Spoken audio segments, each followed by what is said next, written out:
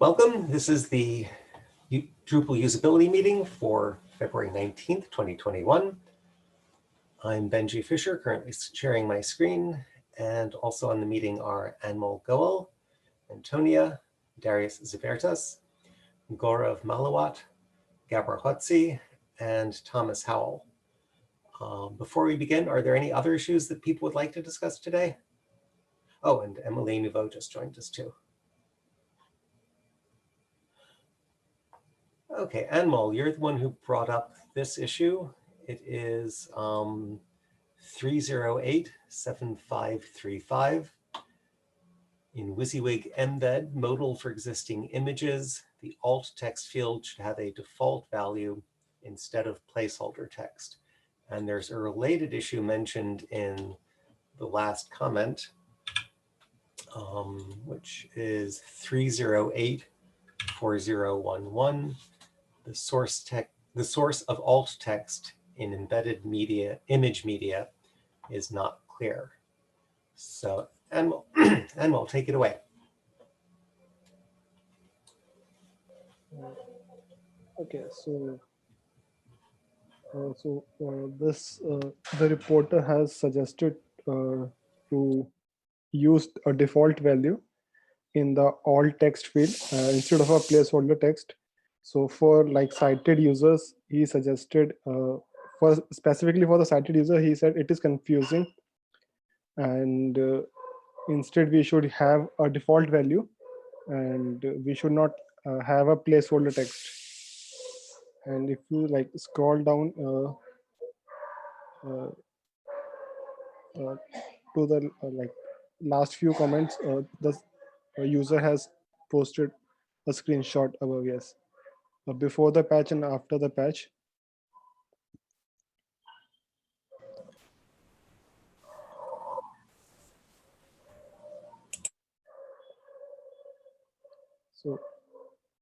So before it is coming as sample as a placeholder text, and which he suggested like for a sighted user, it like is confusing between whether it is the value already there or it is just a like placeholder.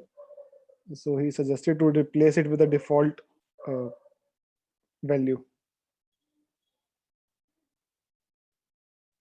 So that particular text is now coming as a place as a default value, and whenever we save it, so it will be saved with this alt text. Okay, just a general rule, Anmol, if you're looking at an issue and there are screenshots in comments, one thing you can do before bringing it to the meeting is show those screenshots in the issue summary. That makes the issue easier for us to review. Sure, I'll keep that in mind.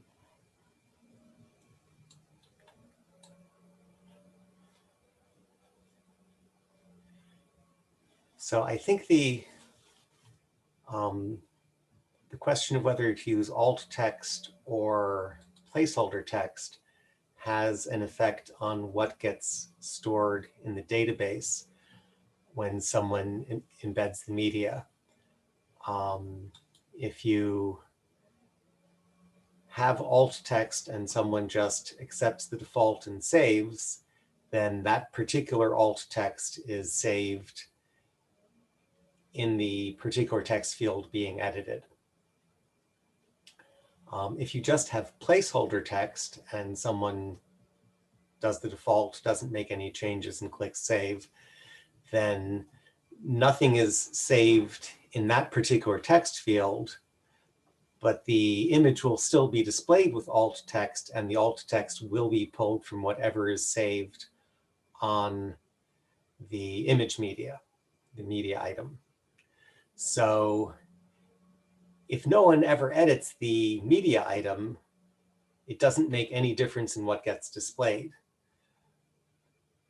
But if someone does edit the media item, then in the current behavior where nothing is saved with the image, the image will be updated with the new alt text. in the proposed method, again, assuming someone has chosen the default and clicked save, then the old alt text gets saved in the text field and overrides the updated text on the media item. So both of those have advantages and disadvantages. Either one could be what we want for a particular site. And so given that, I should stop talking and let other people have a say.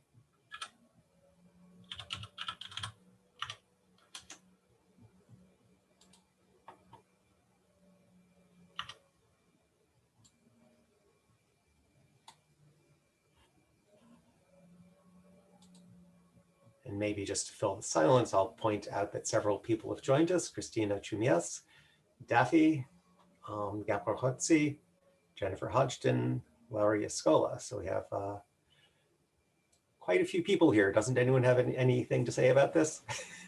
I came in too late to really contribute to the discussion, but I don't think having the word sample here, from what I'm seeing in the after patch applied, having the word sample there that would get saved does not sound like a good idea to me. If that's what the question is. Right, so you're voting in favor of the current behavior where it's just placeholder text. Yes, that seems to be what we normally do, right? We put placeholder text in there. Why are we using the word sample as placeholder text anyway? But that's a whole separate question. But I don't think we should have some sample text that is getting possibly get saved in the database. That just sounds wrong to me. Especially the word sample, which is not good alt text for anything, unless it happens to be a screenshot of the word sample. Right, I think the use of sample was the choice of whoever made the screenshots. That in real life, that would be whatever alt text is saved on the media item. All right, what issue are we looking at? So the first one is 308-7535. Okay. And the related, actually the older issue, is 308-4011. I pasted the first one into the Zoom chat.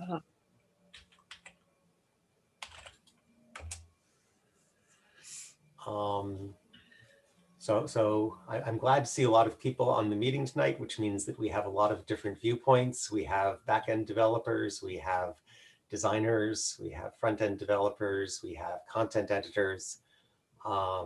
So I'd like to hear from some different viewpoints.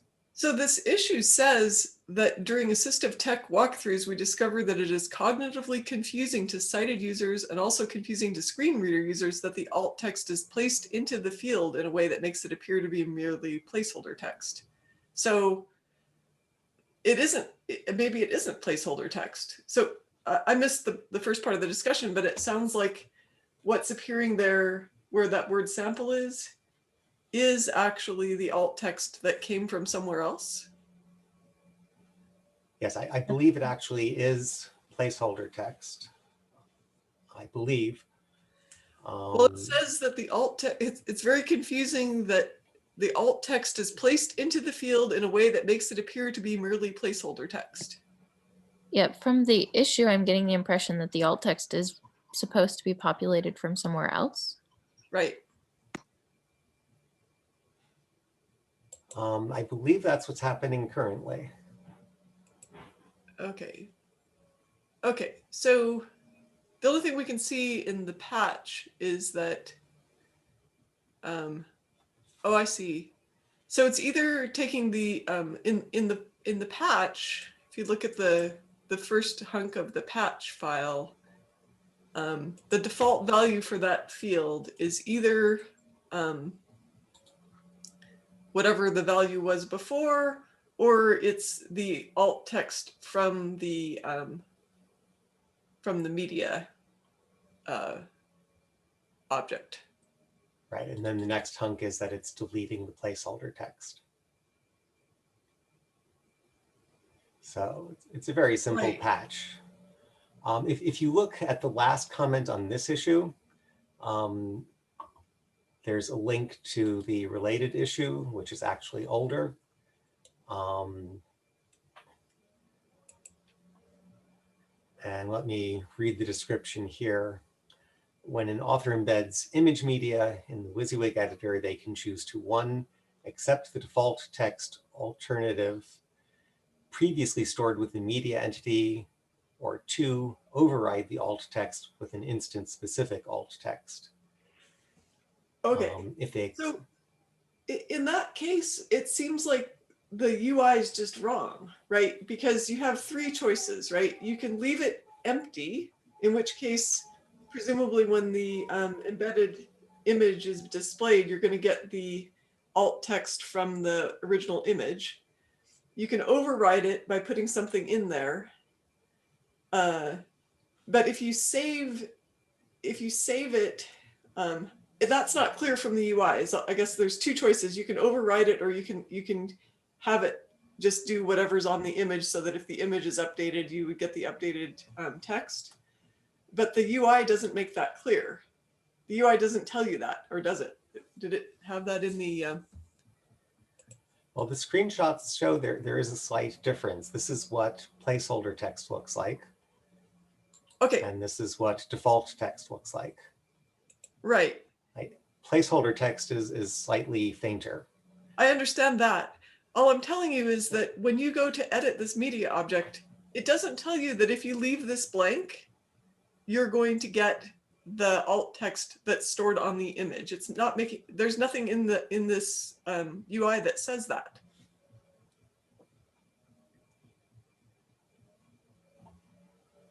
Right. Darius, is that what you meant in the chat? When you say, I think the behavior should be described in the description. Is this description you're talking about? Yeah. Yes, because like, sorry, it is much noise in background, but I think like it's not clear how it will behave if you leave it or if you enter it, and populating it, it's not an option, I think. So the other thing is, if you put that, even though it looks like placeholder text, if you saved it, even with the previous behavior, you're still going to save a value.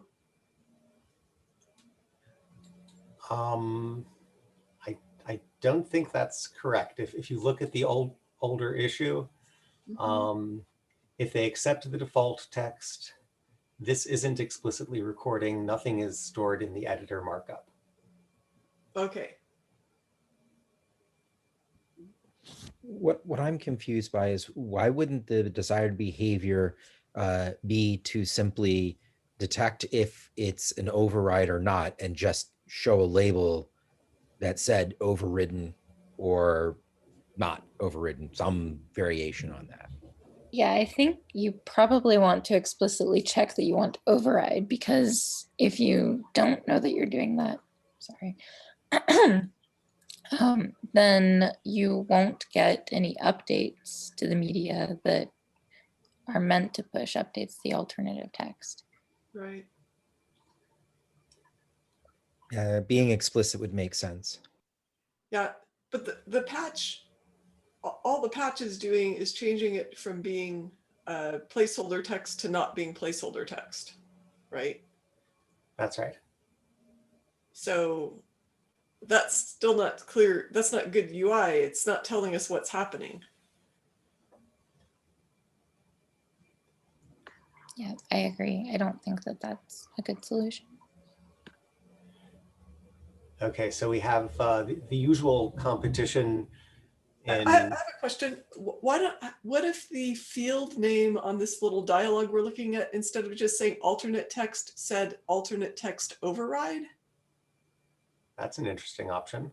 Yes, agreed. And then in the description, we could explain what that means. And so instead of saying short description of the image, blah, blah, blah, I could say override for the short description of the image, or something like that. Override for the alt text stored on the image, or something like that. But I think if we had the word override in that field name, then people would have a better idea of what is happening. I think that sounds like a more explicit description. Um, it isn't an ideal behavior in that if the user doesn't realize that they're overriding things, it has an impact. But I think that's the level of effort on making that change is way smaller than anything else. So Yeah. the question is, do we solve the original issue? Like the two issues, are they resolved by simply moving the text around and adding the words override in a slightly better long description? Does that solve what the issue is, or is that still only getting around the edge of the issue? Okay, I have one other proposal, which is, how about if we display on the page the alt text from the image? It's just, have a heading that says, or a label that says alt text on underlying media or whatever, or on image, and then it just displays that value, which in this case would be sample, and then it would say alternate text override, and have a description under there that explains that you're overriding the alt text that's stored on the image, and that if the alt text on the image changes, your override would your override would still be there, or whatever, something like that. And that way you can display what the current alt text is. It might, the other label might say current alt text, and then alternate text override. That way, I mean, there's no reason that dialogue can't be a couple lines longer and actually display the alt text that's currently on the image. Right. I like that a little better because it makes, like, if I'm overriding something, it's nice to know what the value is that I'm overriding. So currently that value is shown as the placeholder text. Correct. And that doesn't don't sound like the think right behavior. Yeah, I don't think you can copy and paste placeholder text. So if you're in an editorial situation where you want to review and say, yes, that's the appropriate alt text for this image, and I don't want it to change, there's currently no easy way to do that. If we printed out one line, default alternate text, then that would be something, well, I think I would do say it on a current, screenshot. because it could change, right? Yes, it could change if someone edits the media item later. Yeah. But if we were to print it out, as Jennifer suggested, then that's something we would be able to copy and paste, which we can't currently do. Right. And then rather than using placeholder text or whatever, you wouldn't take that alt text that came from the image, you wouldn't put it in this field at all in the form. Right? Right. You would just, the only thing you would display in the form was if somebody had already saved an override.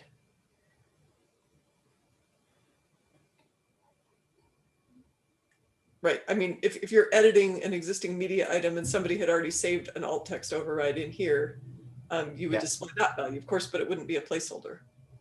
That's right. Yeah. I'd be happy to make a comment on the issue to explaining what I just said, what I suggested.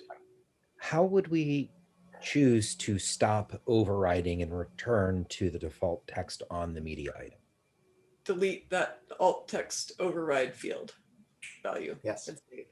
Okay, so then it would just remove it, and it would know to basically resort to the original. We need to test that, but yeah, it should, right?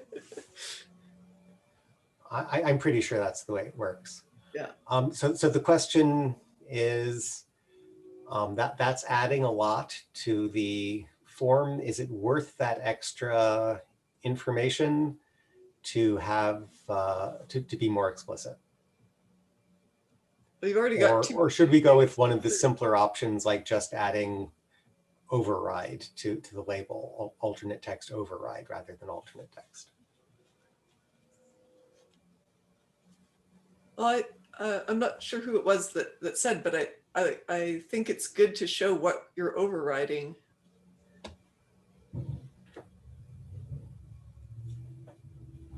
So if someone had already saved an override here and you opened this dialog, you would never see what you were overriding, right? That value would not be displayed anywhere. That's right, unless you removed the current override, in which case the placeholder text would come back. But wouldn't you have to save it for it to come back? If you No, you wouldn't, it would automatically populate. It's I think it would. I think because if you with the old behavior, it would come back. yeah, you have placeholder text and you have default text when the form loads. If you remove the default text, then I think the placeholder text will show up. right, but it automatically changes while you're there, or do you have to click save and then reopen and edit for the original placeholder text to come back?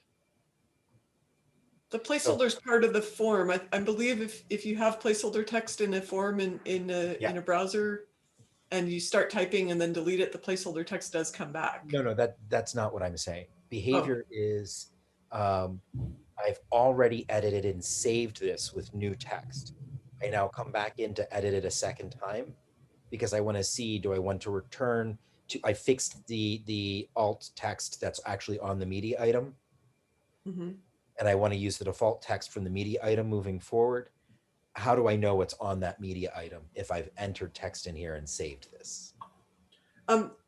So in the original code, the alt text from the media item is saved as a placeholder without this patch. See that minus line down below where it says placeholder? Yeah, and again, to me, then that means once it's been saved, if the media item changes, then you're not actually using, you never have an option to use what's actively on the media item after you've saved it once with the placeholder text in place. All you have to do is blank out this field. Although it says edit media, this is in the WYSIWYG where the media is being placed. And if we blank out this text, then we get the existing default text from the media item. The challenge is working off the screenshots, making it difficult to really envision what the behavior is. So. Yeah. All right, let's. Hello, I can show it. So I have replicated the issue in my local. So if you allow, I can share my screen. Okay, I'll stop sharing mine. So is my screen visible? Yep. So I have uploaded this media, okay, and the current alternative text is this FEWFW. So I have used the same media in another content. So when I go to edit this media, so this particular alt text is coming as a placeholder. So I can override it over here and save it, and it will be saved for this. But by default, it shows the alternative text as a placeholder. Right. So if you go ahead and save it, and then go into edit again, and then delete the stuff that you typed, yeah, you'll see the placeholder again. Is that the question that was being asked? Yep, that was the question that was being asked. So that's the behavior I would have expected. Right. And this is without the patch, right? This is with all, yes. Yeah. What does it look like with the patch? Oh, we don't have that. We don't have that. I can do it right now. Okay. Well, with the patch, there's no placeholder in there. Oh, good.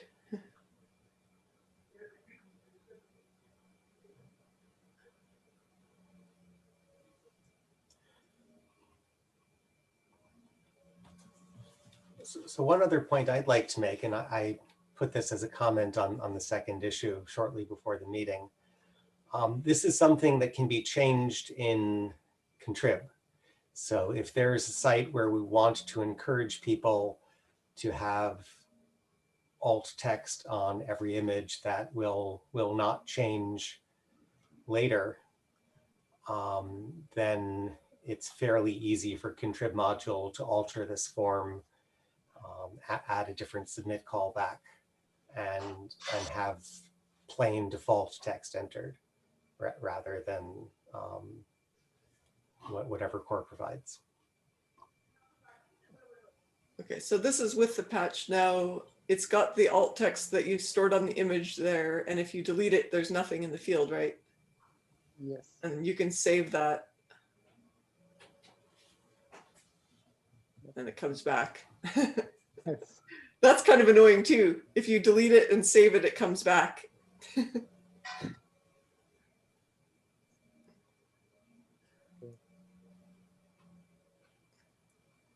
I guess you'd have to delete it, You have save to this delete it modal, every time. and then save the node. Well, and the thing is, let's say you just want to edit this thing so it's centered or left or right or something instead of what was what it was. So you click on edit media so you can align it differently. You'd have to delete that alt text every single time. This patch is not good that way. Uh, The deleting of the alt text so that you're not overwriting doesn't persist, because when you open the form again to change the alignment, that alt text comes back, and if you just hit save, you're going to be overriding. yes, I think.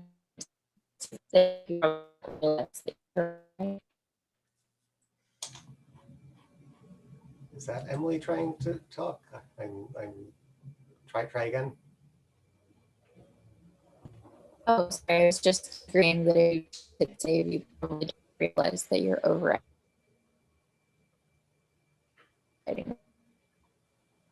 I'm having trouble with your audio. I don't know if anyone else can hear you. I can't hear her either. Could maybe try saying something in the chat and we can read it into the recording.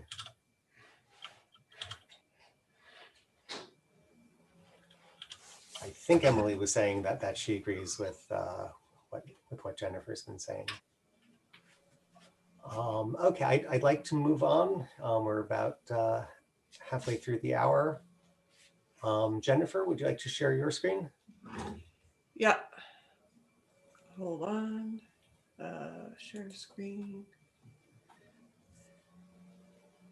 Where's my? I have to find the right window here.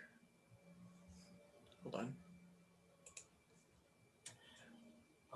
And while you're finding the right screen, will you be able to take notes, or would you like someone else to do that while we discuss this for I can take changes that notes. should be made? Okay, thank you.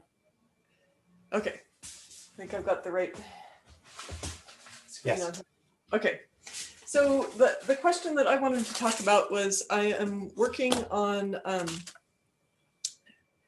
documentation for the contributor guide. So for those who don't know, let me just show you briefly that if you go to community and contributor guide, we have a new contributor guide for Drupal.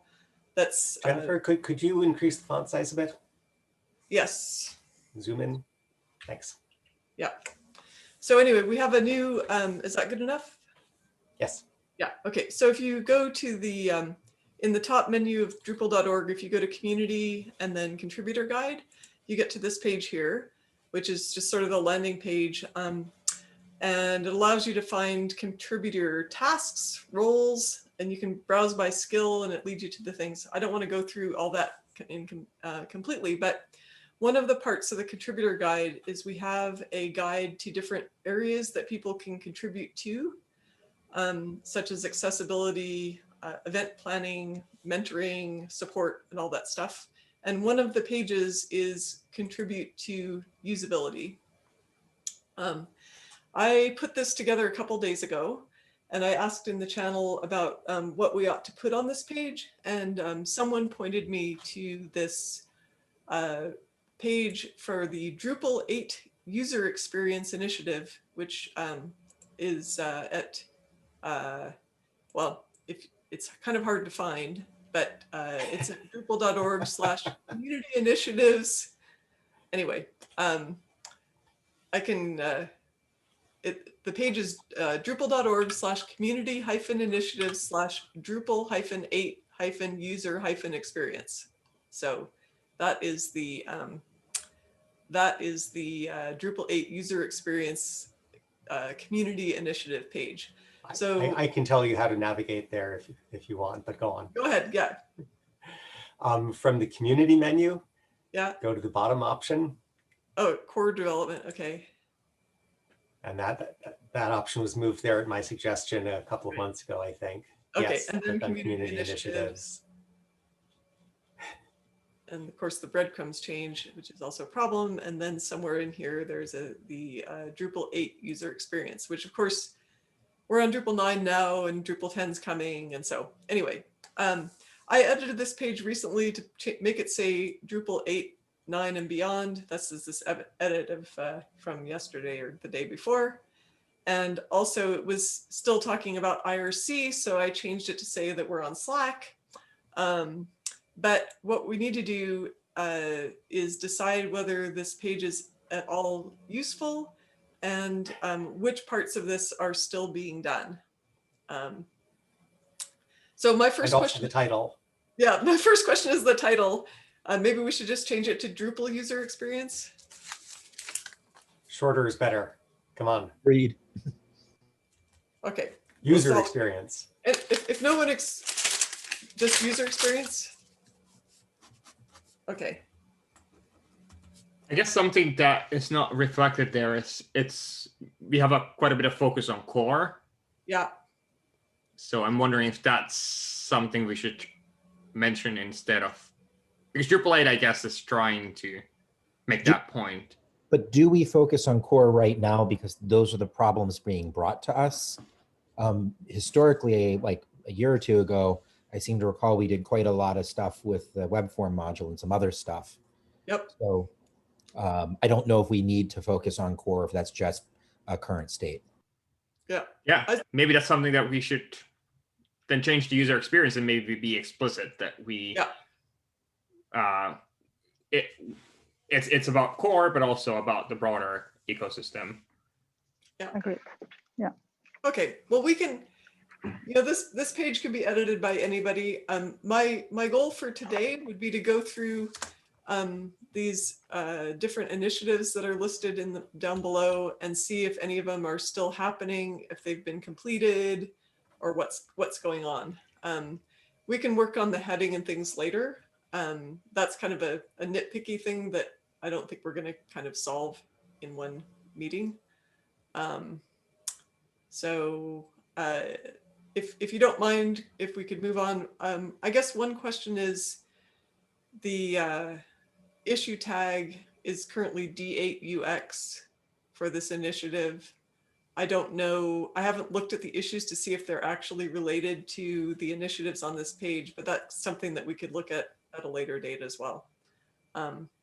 So I'm just not familiar with what these initiatives are. So I guess maybe the thing that would be most helpful to me in updating the page is to say, are we still working on this? Is it something we still want to work on, or is it past? So like, for instance, a WYSIWYG editor, I know we have that in core now, right? Yeah, I think most of them. Yeah, it's not something not anybody's working on right now. Well, we are, but not on this version. Yeah. Well, we have CK editor in there anyway, so that was kind of done. What about this node add page improvements? Is that still in progress? I don't think so. Well, we're still doing that, but in another version also with Claro. So another version of what? On Claro. I mean, it's not the same effort. I think this is reflecting what it was done with the redesign that was done with 7, I guess, or all the efforts that happened around that. But my knowledge is kind of limited. Yeah, it was way before I got involved. So. Okay, yeah, this is okay. So we should take the node add out. Oh, and Emily has been posting a couple of comments in the Slack since her audio isn't coming through well. She likes the suggestion of user experience as the title of the page, and she mentions that she's brought contrib issues to this meeting too. Okay. And then what about this content listing? The current content listing is basic and often isn't useful. We intend to add features such as searching. We do have search on the content listing page now, right? We Yeah, I have think for a exactly. long time. Yeah. Yeah, I think it's exactly the same. Okay. I guess this issue that it points to is still open. We have at least 6 different search filter interfaces for listing pages. We need a generic pattern. Okay, that's a kind of a, I don't know. Okay, so it sounds like this whole content creation section is kind of outdated. That's what it sounds like. Okay. So I have a question here. Do we want this page to actually list the pattern of behavior that I've witnessed in our meetings is that people bring issues to us primarily rather than there is a fixed set of things that we've been working on? Right. This be something better that we had a generated list that looked for the tag and said, hey, these are the things that have the tag on them, rather than a curated list of things that are constantly changing? So I believe this list on here were some big initiatives that people were actively working on as a group, trying to improve. Maybe that's not happening at all, and maybe the whole page is, like you said, right now we're kind of reacting to things that other people are bringing in, or that members of the group, well, members of the group could be anybody anyway, but that what the group is primarily doing now is reviewing issues that people have proposed. So the nature of the group has changed. Right. But during the We early do parts of Drupal 8, there were these initiatives to we need to get WYSIWYG in core and we want to improve layout. That's another one under Site Builder. There's the layout initiative. And that was an initiative that people worked on together, We do explicitly say that the agenda for the meeting is set by who shows up. Yeah. So that's explicitly saying that for the meetings, at least, we are reactive. Right. And as an initiative outside of the weekly meetings, I don't think we have much of an organized initiative. Okay. But I mean, early in Drupal 8 development, a few years ago, we did. Or you did. I wasn't really part of it, but there were these layout things and the WYSIWYG things, and there was a push to have better usability in certain areas of core, but I don't think that's happening right now, right? I think that's correct. Okay. So there's a couple things that we could do. One is we could just put a header on this page saying, we could move this to the previous inactive initiatives section, because it's kind of as an initiative for radically changing things, it's not really active. So we could move it there and put a heading here saying, oh, go over to the contribute to usability page, and that's going to tell you about the Slack channel and the Zoom meeting and have the issue list, and it points you to the documentation, and it also links to accessibility as a related area. Maybe that's the best way to go. So the idea would be put a header on here saying, this initiative did this, this, and this. We're not really doing initiative type things right now. Go over here to figure out how to contribute to usability now. Well, what I'm hearing is there's a difference between the UX team that meets to support usability in Drupal versus the initiative that was specifically created with certain goals in mind as part of Drupal 8. And so modifying the existing initiative, we either need to update it for anything dealing with 9 or 10 that specifically calls out initiatives, or we need to retire that content and focus on the existence of the group and what it is that we do today. And to me, that would be that makes sense. So. Yeah, and if the group comes up with some new thing that we decide we need to do, like, I don't know, like layouts is an example of something that was in the past, we can make a new initiative page for layouts or whatever it is. You know, And then if you there's link if the there's initiative- a new feature that we want to get in core, like path auto in core or something like that.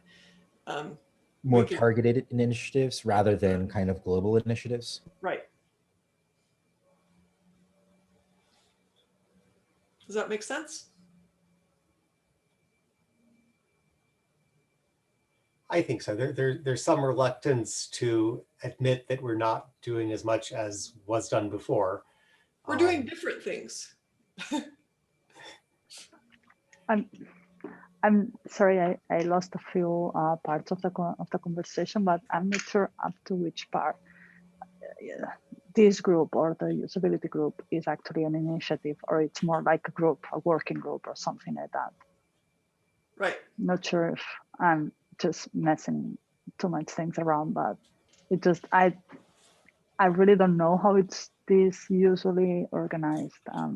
Not sure if actually anybody has discussed that, but I think so far initiatives have been something, or this is what I understood, have been something that start at some point and have a finish or an end date or an end goal, rather as, for example, it's like a continuous work that will happen over Right. time, I hope. So I would say it's more like a group or a working group or something like that. Right. Well, and if we look through this, I mean, there was work that was done, you know, for this initiative, but it's just, this is not what we're working on right now as a group. Mhm. So, Agreed. okay. I think it sounds like we've come to a good place. Unless anyone objects, we could move on to Daffy's Yeah. issue. Okay, and I'll take care of the actual editing stuff. Thanks. I'll stop sharing. Thanks, Jen.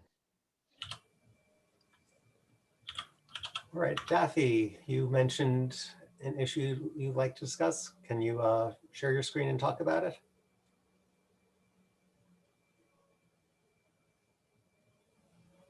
Daffy, if you're trying to talk, I can't hear you. I also don't see you typing anything in the chat. I can share my screen.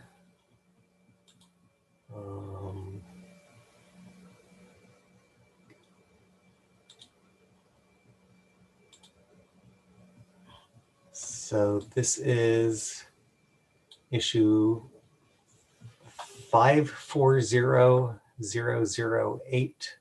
So that must mean it's a rather old issue from 2009. Remove the special behavior of UID number 1. We have quite some special behavior for UID number 1. This tends to confuse the user and will do so even more. Now we have an admin role in core. Do all the special cases we designed around UID number 1 really make sense? And Daffy mentions that XJM wanted to discuss this issue. Good question. Let me scroll down to the bottom and see there are some recent comments from today, a few hours ago. Ilke Block.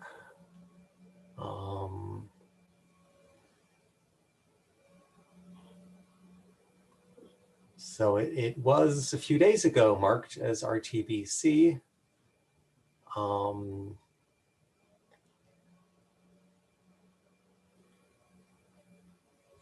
there seems to be a change record. Oh, you want us to look at comment 272. So XGM wrote needs usability review. Catch, Gabor Hotzi, Lowry, and XJM discussed this. As we all agree, we should not use a cute name like Magical Sparkling Pony Admin. It's confusing, unprofessional, and might make site owners think their site has been hacked. Catch proposed admin, paren, auto-generated by Drupal 9.2.0, close paren. Let's update the patch to use that and then get a usability review for it.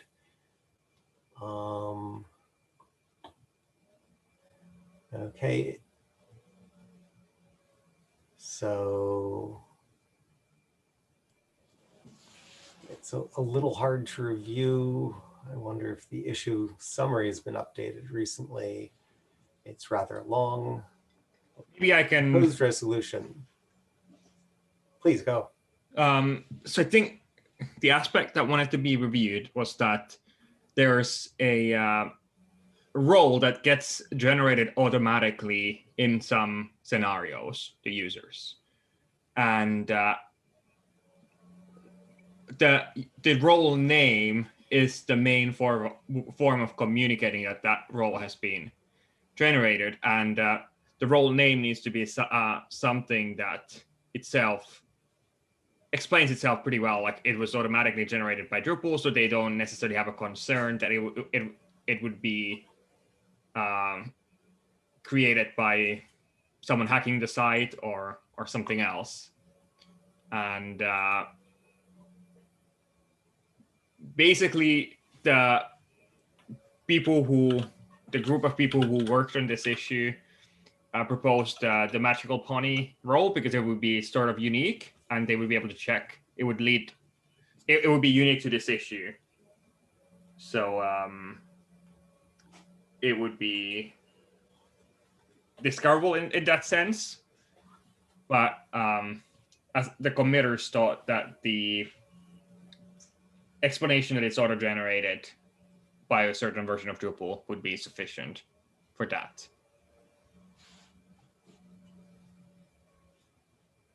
And I think that was the concern that we wanted to get a review from this group.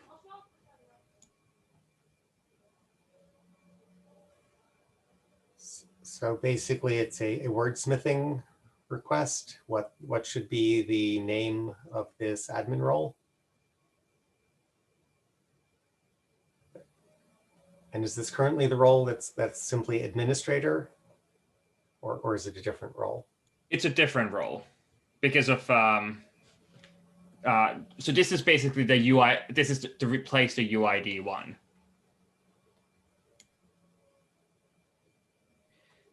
So I am confused. Like when I was hearing or reading the text about the issue, it sounded like it was talking about the name of user one, but then we're talking about the role, and the role is the permission set. So is this introducing a new permission set so that you have a permission set for user one, a permission set called administration, a permission set, and permission sets are referred to as roles, or are we using the word role to describe that specific UID one?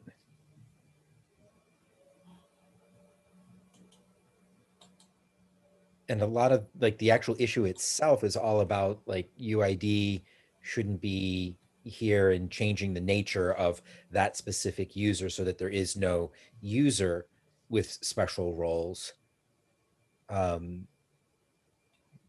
So is the question that we shouldn't be creating or generating automatically any name? We should force when a site is created for the name to be generated by the site creator to avoid any predictable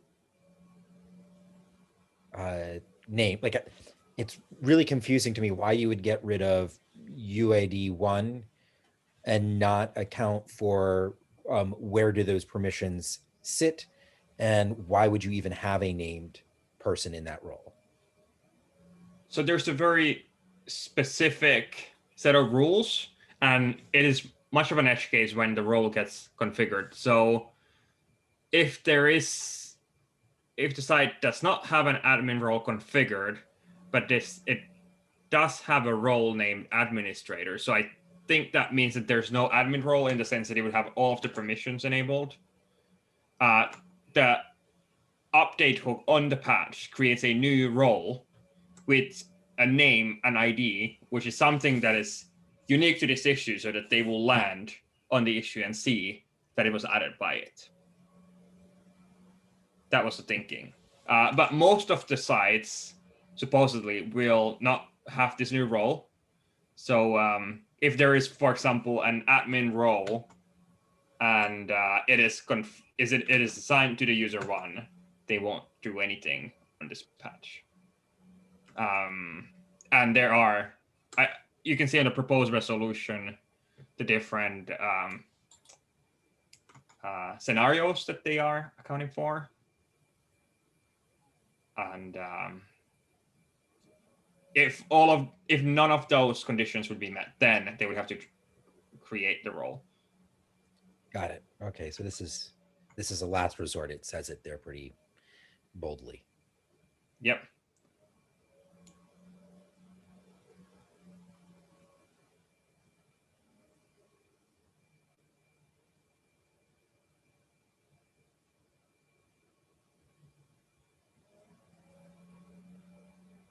I think the basic idea is to make sure that no one ends up with a site which doesn't have any admin user, which would be able to execute some tasks.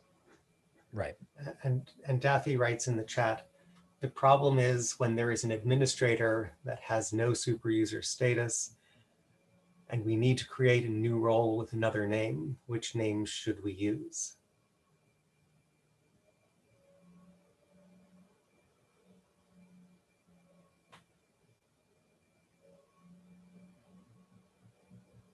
Yeah, that's the problem. So they're using the administrator role for something else than the super user purpose. And Daffy corrects that. The problem is when there is an administrator role that has no super user status, or I guess that does not have super user status, and we need to create a new role. Which name should we use?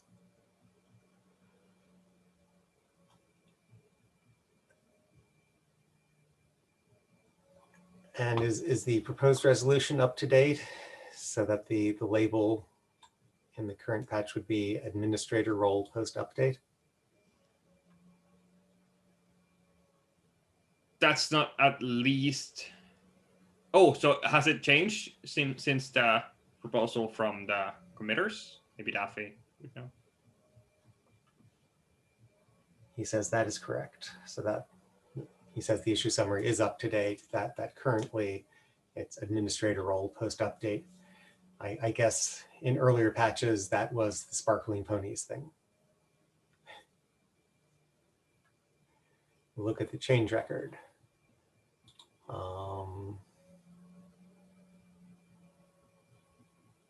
And scenario 2, I guess, site does not have a role named an administrator, and also no system supported administrator role. On scenario 4, I have to scroll down. If you run into scenario 4 on a development, test, or staging system, it is recommended to take action to avoid this situation completely. Make sure your site matches one of the earlier scenarios. If your administrator role is not meant to be able to do absolutely everything, create a new role. For example, super admin, and configure this role to be the system supported administrator role. What? So I know this is, this may sound, yeah, under the scenario 4 site has a role named administrator. That's what Daffy, I believe, was pointing to. When there is a role with a machine name administrator, but it is not configured to be the system supported administrator role, the update creates a new role. And this has a specific label of admin parenthesis auto-generated by Drupal 9.2.0 parenthesis. Machine name and label are chosen so that people end up on the page when searching it. But that assumes that it shows auto-generated by Drupal 9.2.0. What happens with 9.2.1, 9.2.2, 9.2.3, unless you keep the page up to date with the variations of that string, it may not be unique enough. Right. So I think the plan is not to update the name. Right. And my point is, if it says auto-generated and somebody updates in 9.4 or 9.3 or 9.2.7, does that auto-generated label change, Or is that label going to be the same regardless of what version of Drupal you're upgrading to? So if you go from 9.1 to 9.4, does the name say auto-generated by Drupal 9.2.0? Or I think does the the name, proposal is that it will still say 9.2.0. yeah. So that remains Googleable, but that may be confusing. I wouldn't say auto-generated by Drupal 9.2.0. I would say introduced. Wait, we don't want to use the word Drupal in there anyway, because it could have come from a distribution. We're not supposed to use the word Drupal. We're supposed to use the distribution name. I'm not sure if that's in the patch, but that's sort of a side issue. Yeah, but I would avoid the word auto-generated because it's not auto-generated. It's introduced or some variation of introduced. I would be confused if I saw that and I didn't know about this issue. Yes, it is Googleable, but I would read auto-generated and think, oh my God, something bad happened to my site. Or is this created by an update function? Or is this something that would happen on existing sites? I'm sorry, is this something that would happen on newly created sites? Or is this something from it? And Daffy says, yes, it's from an update function. So that means that you were barking up the wrong tree. If it's generated by an update function, then it really is 9.2.0, and it won't happen on new sites. No, that's not what I'm saying. I'm saying you're doing an update, but you're not specifying an update. You're saying auto-generated by Drupal 9.2.0, but you're skipping 9.2.0 to go to 9.2.1, 9.2.2. You're updating to some other thing. You've never updated to 9.2.0. The label auto-generated by 9.2.0 implies that you have taken the action when you upgraded to 9.2.0. That's how it reads to me.